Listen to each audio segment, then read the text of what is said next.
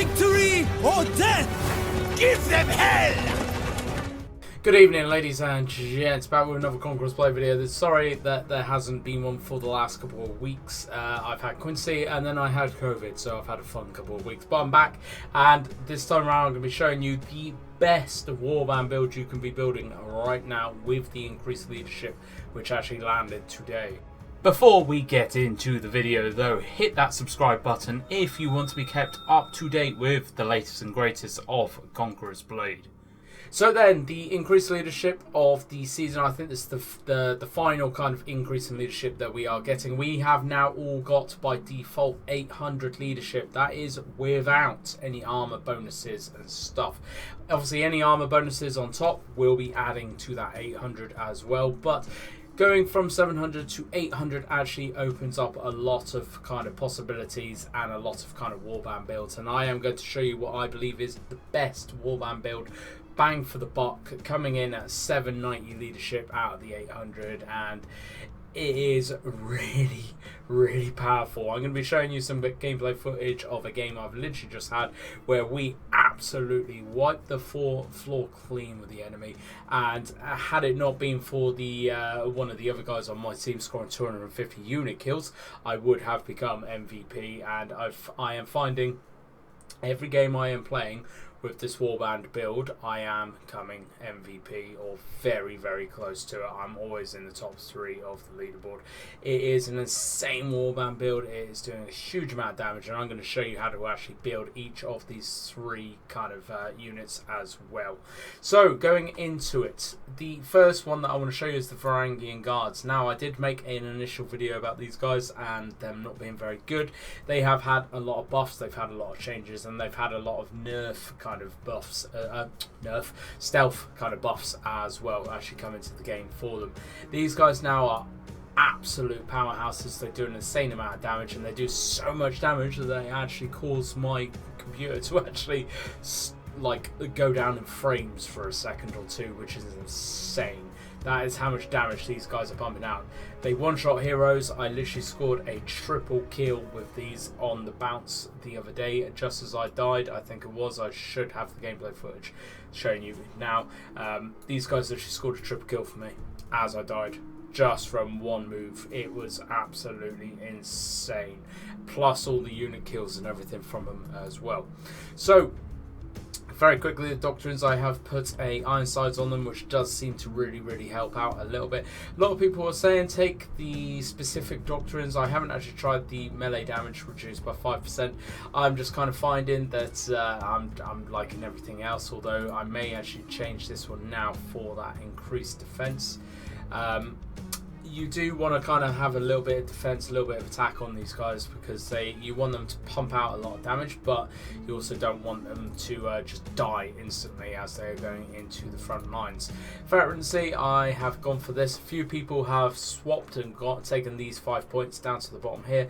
I just feel that personally these are a little bit better than these ones down here, but you definitely want these 2 lines in here.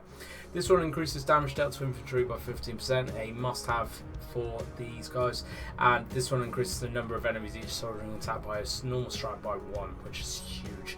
Having both of those is critical for the Vanguard Guards. Moving on to the Shield Maidens.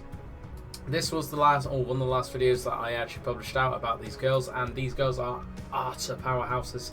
They are dirty, I love them. They are by far my favourite unit in the game currently, and they are just nuts. They are destroying anything that comes near them. Going into their Doctrines, I've got block, I've got loads more block and block recovery. Reduce Guardian cooldown. I'm actually going to probably sort this one out because I don't actually use the Guardian a lot, to be honest. I may put a little bit more kind of defense into them. I'm going to try that out, but right now these are kind of the Doctrines that are really working for me. This one, it doesn't sound like a lot, reduces damage taken by 30 points, but personally I feel this does actually really help out, increase their block and everything as well. I've put the unit damage breakthrough Doctrine onto them. Does seem to help out a little bit. Like I said, not really using Guardian that much, so I probably am going to just swap that around just for a little bit of extra defense value. But these girls are insane, honestly. whoever you come up against, unless it's Varangians or cavalry, they destroy the shield maidens, and things like the range, so Shenjis, Tercios also do tear through them a little bit as well. Any other kind of melee unit, shield maidens are going to utterly destroy. They are a dirty unit. If you want to know how to actually play these guys properly, I did a whole video about it a week or so ago. Go back and have a look at that video. I explain in depth exactly how you want to play them, because there is quite a knack to actually playing them. Straight into the veterancy line though, I'm just going to show you want to be going for this sword line down the bottom. This is the damage dealing kind of line. All your defense is kind of sorted out by your doctrines, or your damage is sorted out by your veterancy line. So this is how I am building them. Now, the final choice that I personally believe is the best choice at the minute. However, I will give you an option to swap if you really don't like them. But the last option I would say is definitely the Femras. The Femras are, again, a naughty unit at the minute. They're very dirty, they're very quick, and they're very damage dealing as well. They tear through Berserkers, they tear through quite a lot of other melee units as well. They are a little bit squishy in comparison to obviously the Shield Maidens and the Varangians, but this is a blue tier unit. Those are tier 5 units, this is a tier 3 unit. This unit pumps out equal, if not more, in some kind of scenarios, bit more damage than those two others, because these are very quick, agile, fast, heavy hitting units. You want to kind of get these in there, hit your 2 ability, get them back out, and then just keep kind of repeating that. Try not to get caught out on the front line with these. Going from the side, going from the rear, do a lot of kind of crit damage and then pull them straight back out. That's kind of how I am playing them at the minute. Doctrines, it's all about damage. With these, I have not got any kind of defensive doctrines on these at all. It's all about damage, so that is what I've gone for. Veterancy line, I've gone for the top line, and I tried this line. I wasn't really using Wolf Leap. I just found that this line at the top just seems to do a lot more damage, like so much more that you cannot justify not using it. It is a very good unit. So your Warband build is going to be looking like this, coming in at 790 out of the 800 leadership by default.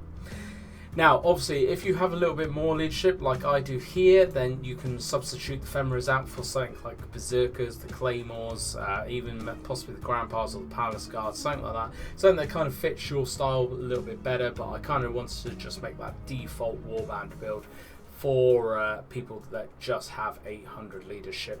It is a real solid, heavy-hitting kind of Warband build, and I feel that really you are going to do very well with Shield Maidens, Varangians and Femras in here, or if not, like I said, if you've got a little bit more leadership, stick something like Berserkers, Claymores, Grandpas, something like that in, and you are going to be laughing. You are going to be scoring a lot of points very quickly in every single game.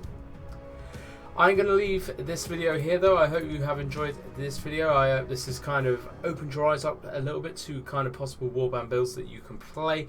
Right now, the Varangians and the Shield Maidens are a definite must, and then possibly Berserkers, Femras, Namkan Archers, Claymores, Grandpas, or something of that kind of caliber in your kind of last position in your Warband. All depends on how much, obviously, leadership you've got. If you've just got that 800 leadership, just go with the Femras and you're going to be laughing. Thank you very much for watching though, folks. Let me know your Warband builds right now with the increase of leadership. Are you enjoying the fact that they are actually naturally increasing our leadership? I personally think it is making the game a lot more enjoyable, because you get to use a lot more of the units that you really do enjoy, and it's making the battles seem to really last a little bit longer as well, which is good fun.